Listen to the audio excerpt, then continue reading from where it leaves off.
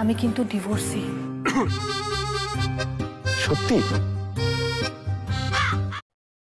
Star জলসায় আসছে নয়া ধারাবাহিক শুভ বিবাহ। বহুদিন পর স্টার জলসার পর্দায় কামব্যাক করতে চলেছে টেলিভিশনের জনপ্রিয় অভিনেতা হানি বাফনা, আর থাকছেন অভিনেত্রী সোনামণি সাহা। শুভ বিবাহ ধারাবাহিকের নায়ক হিসাবে থাকছেন হানি বাফনান ও নায়িকা হিসাবে থাকছেন সোনামণি সাহা। ইতিমধ্যে প্রকাশ্য তাদের আসন্ন ধারাবাহিকের প্রোমো। স্টার জলসায় আসতে চলেছে নতুন ধারাবাহিক শুভ বিবাহ।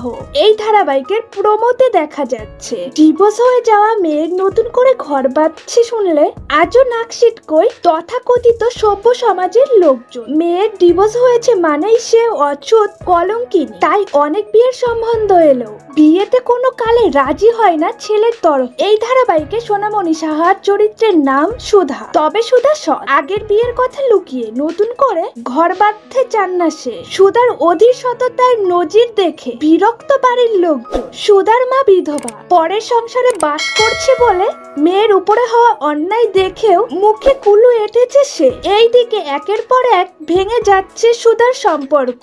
মেয়ে ডিভোর্স করেছে শুনেই কেমন যেন পালিয়ে যায় পাত্রপক্ষ। সুধা স্বাবলম্বী একজন মেয়ে, বিয়ে বাড়ির ডেকোরেশন করে সে। যদিও নিজের খুব একটা সংসার পাতার ইচ্ছা নেই সুধার। মায়ের মুখ চেয়ে দ্বিতীয়বার বিয়েতে মত দিয়েছে সে। কেউ তাকে যদি জিজ্ঞাসা করে লোকের সংসার সাজানোর পর কবে নিজের সংসার, সুধা বলে নেড়া বেলতলায় একবারই যায়। একদিন বিয়ে বাড়িতে সাজাতে গিয়ে সুধার দেখা হয় নায়কের সঙ্গে। এখানে অভিনেতা হানি বাফনানের চরিত্রের নাম তেজ।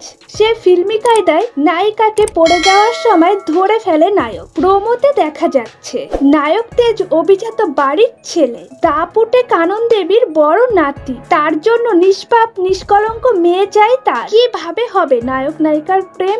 জীবন কি সুধাকে সুযোগ দেবে আরো একবার নতুন করে জীবন শুরু করতে? উত্তর মিলবে এই ধারাবাহিকে। ভিডিওটি ভালো লাগলে অবশ্যই লাইক, কমেন্ট, শেয়ার করবেন। ডেইলি নিত্য নতুন ভিডিও পেতে ছায়াছবির জগৎ চ্যানেলটিকে সাবস্ক্রাইব করতে ভুলবেন।